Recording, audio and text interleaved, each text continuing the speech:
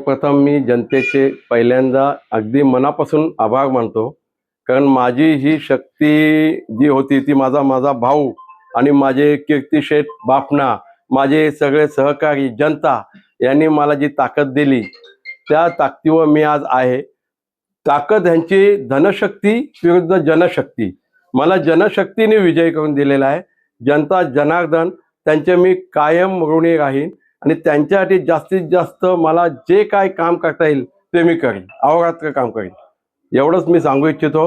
पुन्हा एकदा जनतेचे आभार मानतो आणि माझ्या पत्रकार बंधूंचे पण मी आज आभार मानतो की त्यांनी मला खूप मदत सहकार्य केलं.